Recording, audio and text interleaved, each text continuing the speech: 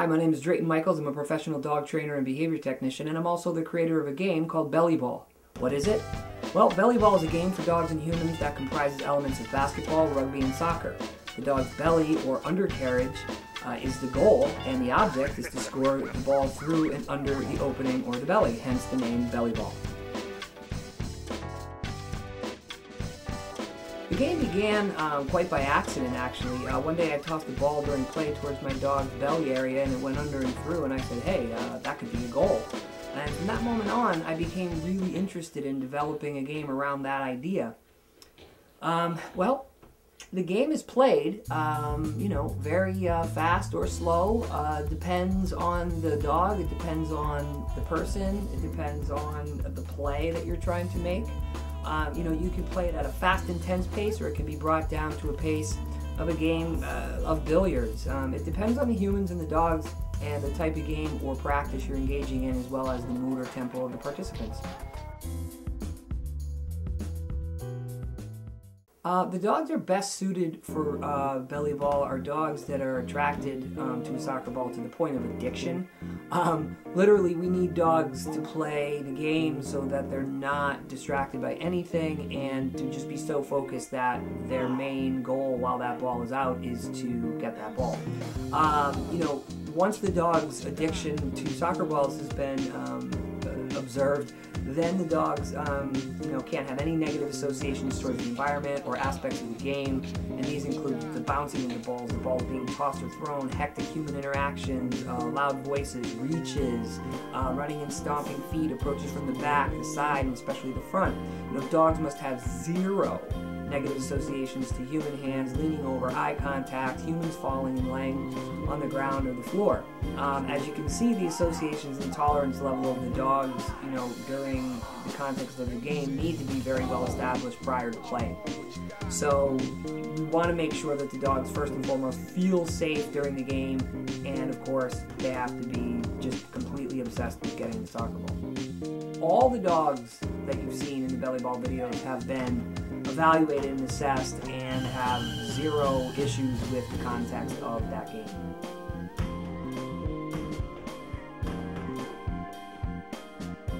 What to train? Yes, the dogs need to be trained, and it's not just a bunch of running around and shouting cues. Prior to playing this game, all the dogs that you see myself and other people playing, we have done a considerable amount of training out of the context of belly ball. In addition to sits and waits and downstays, dogs, they really need to know how to settle.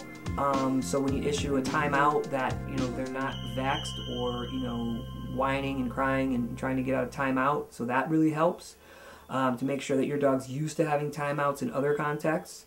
The thing about the dogs is that they're so focused on the ball that the ball becomes the reinforcer for things such as stay or wait or leave it or drop it. Now, what we've discovered is that the newness of the ball has a big factor in the dogs disengaging from the ball. So you'll see various stages of the ball being bitten and chewed and so forth, and the dog's training of leave it and drop it get better as the ball becomes less novel. So that's something that people need to be aware of.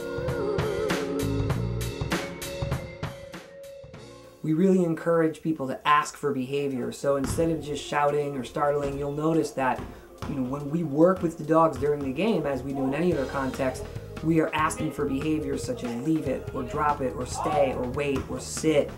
And when we issue a timeout, we're consistent with our seconds that we issue. So if we start at 10 seconds, then we go to 20 and 30. And you also see us doing small micro timeouts for things that might be less of an offense. Perhaps the dog dropped it, but then they reached towards it.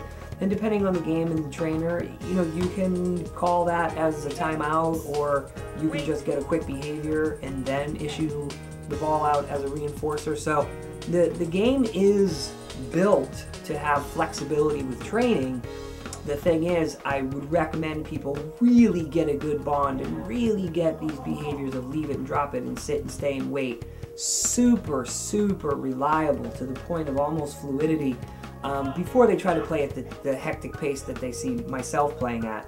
If you want to play a slower version of the game or not play as intense, and just do it for fun, that's great, and that's encouraged.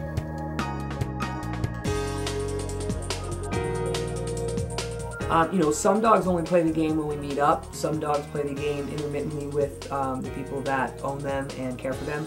So, what really you're seeing in the games that I play with the dogs is a whole other level, because they have a great association to the Urban Dog Facility and myself and the game in that context. So they really shine when you see them in that context. And and I'm usually, as you can tell from the video, as amazed and impressed, and usually doing a considerable amount of laughing while I'm playing. So it's definitely good for both the dogs and the people, and we get great cardio and lots of practice training in those hectic environments. Training depends on the dog and the humans. I like to train up to the game, so to speak, meaning that I'm looking for the skills that would make a good belly ball candidate every time I meet a dog and present them with a soccer ball, or see how they leave prey that appears suddenly, or so forth.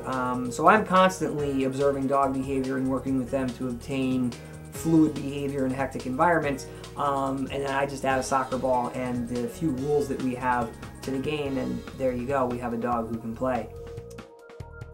When you add hectic challenges to a dog, or there's big stimuli like a soccer ball, many dogs' impulse control will have challenges, but the good news is that if the humans are consistent and kind in all areas of life where they're implementing kind consequences, it does have a cumulative effect, and the dogs will, as you see in the video, they get real good at leaving the ball and dropping the ball. And of course, like in any sport or in any activity where emotions are running high and you're basically going for broke, so to speak, you're gonna have some times where you might be a little overzealous, and you might not drop it or leave it, and you might, as the human trainer, you might not even be able to issue the cue in time. So it's played fair, and it's not done with any sort of competition.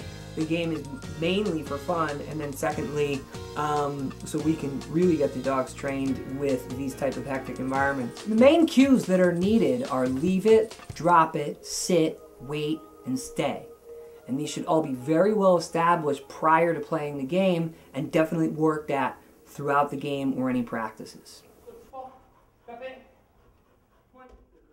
Well, the game has evolved quite a bit. It started out as a fun thing, and it was really loose, and then as time went on, I began to play more and more, and actually trying to score, and not just, hanging out and messing around. The more I thought about it, I saw a real possibility for a game. Personally, I lean on the basketball aspect more so than the rugby aspect, aside from, traveling that, you do in the game. And the soccer aspect, just for my purposes, is because we use a soccer ball, and we use a soccer ball because I've discovered that they are the toughest of all the balls available. They have 3 layers, so this way here, if the ball starts to get chewed on, it doesn't pop right away. Whereas basketballs and other balls, if the dog gets a tooth in there, it's gone right away. The thing about this game is that, you can play it with the soccer element and the basketball element combined. You can play it just with the soccer element, which some people have emailed me and talked to me about. So whatever works for you is great, as long as the dog is well trained and the humans can establish the pace that they're comfortable with, either as a way to play or in the moment. It's flexible like that. So the game's really evolved, and it's got structure now, and it's becoming, a thing where we're keeping records of scores, of drop-its, of leave-its, because now that we have it structured with 4 10-minute periods over an hour, we can look at things and we can look at the data and say, okay, well, in the early part of the game, we got more of this behavior, and then when I look back at the film, I can look and see, how I was training, or how other people were training, or just interacting, or making plays, and so forth. So we get pretty geeked out as far as the stats and the training aspect. At least I do anyway. It's something that I'm looking at all the time because I'm just a numbers person like that.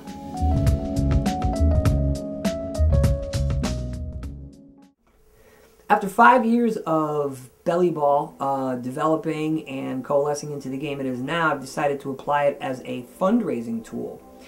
This way here I can help various causes or organizations that help dogs.